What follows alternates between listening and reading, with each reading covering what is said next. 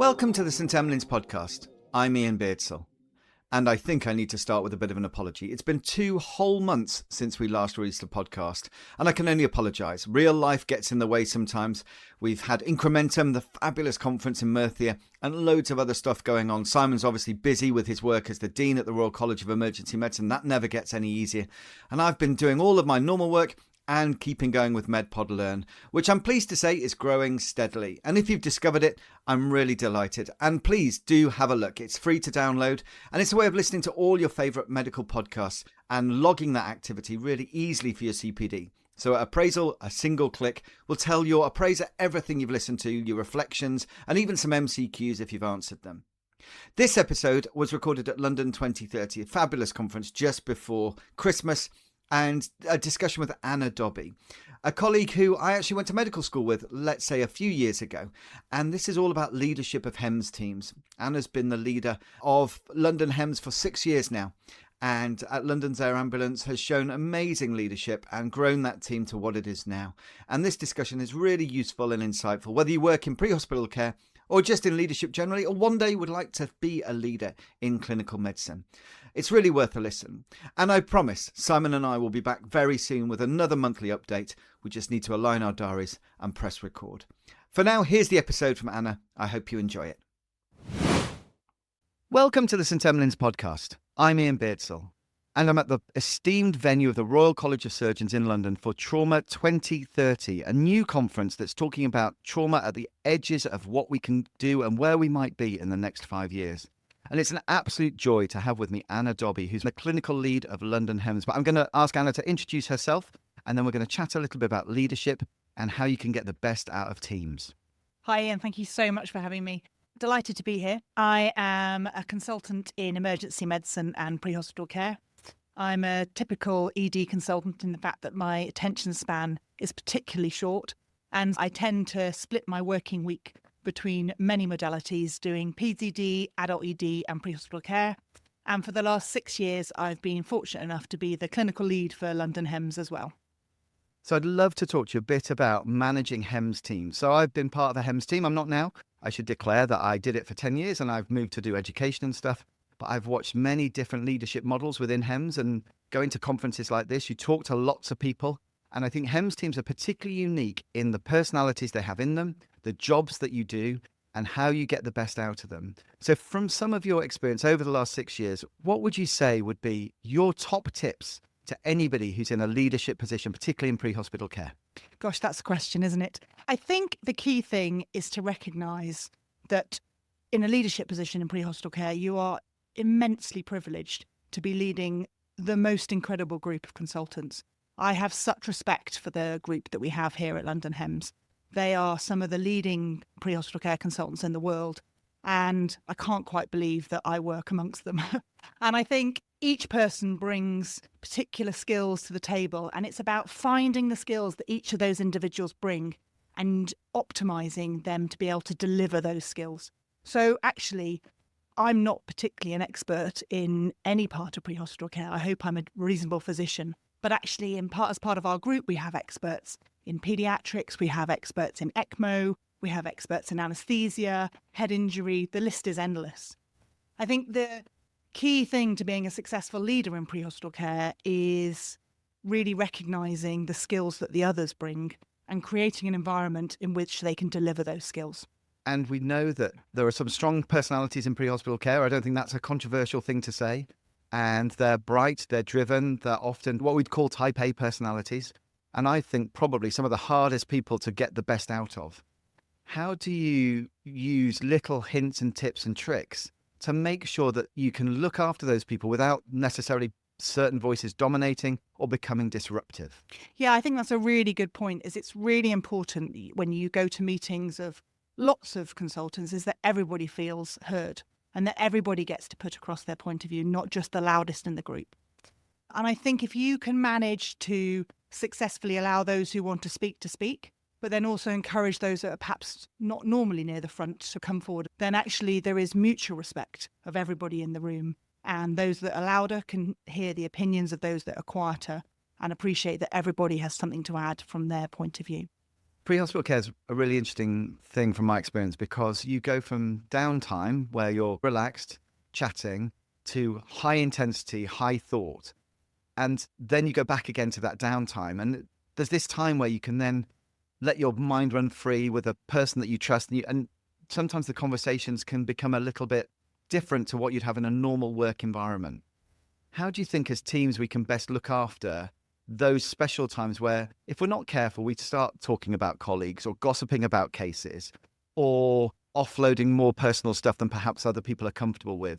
It's a unique place where there's 2 or 3 of you in the room, and before you know it, after a couple of cups of coffee, late into the night, you can be talking about all sorts of stuff. Yeah, the oversharing at 4 a.m. is definitely a thing, isn't it? I think it's about the culture that you live and breathe and work by. And as you improve the culture within an organisation, which just doesn't happen overnight, it takes time, then if certain behaviours are demonstrated by those in leadership positions, then they're replicated by other people as well. And I think you really have to walk the walk if you're leading a high-powered organisation. And I hope that's what we've managed to do at London HEMS. We've worked hard and it's taken years to get the culture right, where people feel safe. They feel as though they're respected as individual clinicians, and that's across the organisation. And they feel as though there is someone who values their contribution to the organisation. And I think if you can get that psychological safety, then that really helps in terms of those issues that you were talking about. Psychological safety are 2 words we use all the time, and they're very easy to say, but they're very hard to achieve, I think. What would you say were your top things about making sure your team feels safe when they're talking about cases, or maybe things haven't gone right, or maybe somebody said something that didn't quite land right, so that people turn up to work in those environments where this isn't a department where you can hide, where there's 30 or 40 other colleagues, so if you don't really get on with that person, you can avoid them a little bit. If you don't get on with people in pre-hospital care, you have to find a way to do it. So you might turn up to work not feeling psychologically safe just by the nature of the department or the people you're working with. What can you do to change that? I'm hopefully known for being open and honest and not shying away from those conversations when things are done in ways that we shouldn't be doing. But at the same time, I hope that everyone in the team would find me approachable and be able to pick up the phone at any time of the day and night if they had a problem. Once you've got that relationship with everybody, you can then challenge the bigger things. So when we sit in our D&D sessions, if something's been done that could have been done better or in a different way, then we can have those open and honest conversations and it's expected to have those open and honest conversations without people feeling as though they're being pushed into a corner or attacked, in more of a, this is hard. We know this is hard. And as a group of consultants, we are not perfect either. We all find it hard. We often, D&D or M&M, whatever you want to call it, the consultant cases as well in front of the entire group, because none of us are infallible and all of us have room for improvement. And I think that's something that's really helped in recent times, is just showing that we all have stuff to learn. I was a clinical lead for a period of time in my emergency department, and the things I found hardest were times when I had to have the brave conversation or the scary conversation with a colleague who perhaps hadn't behaved in the right way or had been a bit tricky or had just had a bad day. And sometimes we've all said stuff where we've let ourselves down. How do you approach those conversations, particularly when you're talking about people who are high-powered? Some people may travel far and wide to come to a conference like this specifically to hear that person talk. They're put on a pedestal, they're well known, and yet sometimes you have to say tricky things. What do you do when you have to do that? I find it really hard. Yeah, it's awful. It's the conversations that make you feel sick, isn't it? But I think the key thing is consistency, is that you don't let some people get away with it and not others. And I honestly believe anyone working in pre-hospital care has good intentions. You come to work wanting to do the best, because otherwise you wouldn't be here. The hours are not sociable. The work is not easy. It's not an easy choice. It's not I'll just go and do that. You have to work really hard to want to be here. Everybody who is here really wants to be. And sometimes when behaviours aren't perhaps exactly how we want them, I don't think it's done intentionally. And I think some people sometimes really appreciate a quiet, private word saying, actually, when that happened the other day, some people found that was this. Because if you don't know about it, you can't do anything about it to change. And so I think a private conversation, open and honestly and consistently across the board, people actually respect. You've been doing it for 6 years. You're probably a different leader to who you were 6 years ago. I want to go back in time to who you were on day one of your leadership of this team. How did you go into approaching that? What did you do to prepare? And are there things that you would suggest to other people taking on leadership positions they could do before they start to try and get themselves in the right place? Yeah, I was a complete out of my depth when I first started. I've been a consultant for quite a long time, but I hadn't done any sort of leadership at all. I'm not sure I really knew what I was getting into. I knew nothing about management talk or any of that sort of thing. And it was literally a few months and then COVID hit as well, which completely changed our practice. So it was a real steep learning curve. I think one of the things sounds a bit geeky, but one of the best things that I did was the King's Fun 10-day clinical leadership course. It just taught me the language that people speak in. And some of the most useful stuff from that was the way that people react to change and how you have to have different strategies to take different people through a change process. And I really identified with that because I find change very difficult and always have done and quite stuck in my ways and like things done in a certain way. And it was quite enlightening to hear that other people view change in a completely different fashion and they use the analogy of having to cross the river and how people cross the river in different ways and how you have to drag some from the banks kicking and screaming and others are just leaping over the water because they want to get there. And that really resonated because I looked around the group that we're in and saw so many different personalities there of dealing with change. And that was just one very small example, but it just showed that actually you have to change your leadership style when you're dealing with different types of people and not one size fits all. And I think that's what I'd come into it thinking, you just do this and that you chair meetings, you send out the minutes. But actually it's about treating everybody as individuals. And I think that was a key moment for me in my leadership journey. Have there ever been times where you wished you weren't clinical lead? Oh, yes. Mainly on a Saturday night when I'm not on call and being called about stuff. But actually, I'd much prefer to know about it than not. I think my children would probably wish I wasn't clinical lead as I'm trying to help with maths homework and also trying to sort out problems with the service at the same time. And it's certainly eaten into a lot more of my spare time than I thought it would. But that's because I'm completely passionate about this service. I believe in London HEMS. I've worked for it for a long time now and I absolutely love what I do. And although it's definitely had its challenges, COVID was a really hard time to get through, not only to ensure the continuity of the service, but also to ensure that we were managing to work in the ED at the same time. My husband is also medical, so we were juggling all of that. And I was learning a new process. I felt pretty out of my depth. But it's the service that I have based my whole career around. And so it's been an incredible opportunity to be able to lead such a great team. Just before we press record, you actually took a phone call from one of your team about a case that they needed advice from. And you put the phone down and said, "Oh, blimey, are you on call?" And you said, "Oh, no, I'm just chatting, taking a call because they needed somebody." How do you keep boundaries when you're so passionate about something, you want to be so involved with something, but you do have a family at home and they need you as well? Have you got used to saying no? Yeah, I think I have. And definitely as I've been doing it longer. I thought in the beginning that you have to do everything yourself. And that couldn't be more untrue. The whole job of clinical lead is, as I said at the beginning, allowing others to reach their true potential and to reach what they need to. And everyone in the service just wants to do stuff. They want the time to be able to do it. So one of the main things we've done is be able to give time in people's job plans to develop some of the services and some of the programs that we wanted to develop to people so they have time to do that. And encouraging others to reach their passions and to follow directions of research that they want to go on is actually what a clinical lead is all about. And I think the more that you can get others to do, probably the more successful you are as a clinical lead. One of the really curious things about pre-hospital services in the UK is that many of these services are charity funded. And so you will have a relationship with the charity, and London's Air Ambulance has a big charity presence. Part of this conference here is done by the Institute of Pre-Hospital Care, which is part of that whole organisation. How have you found integrating and discussing things with the charity? Did you have to learn a whole new language about charitable giving and how you refer to those sorts of things? Did they help you along? Have there been any times where you've had a little bit of friction where you've wanted one thing and the charities wanted other? How did it work? I think the charity has evolved hugely over the years. When I first started with London HEMS many years ago, the charity was a very small organisation. mainly with people shaking buckets at tube stations to try and fund us through. And now we have a multi-million-pound charity that is fundraising and producing huge amounts of money, which has given us a very fortunate situation, is that now they are incredibly respectful of the physicians and the clinicians' ideas. And so if you put in an ask, because they're now so financially successful, we're able to add financial input that you just wouldn't get on the NHS.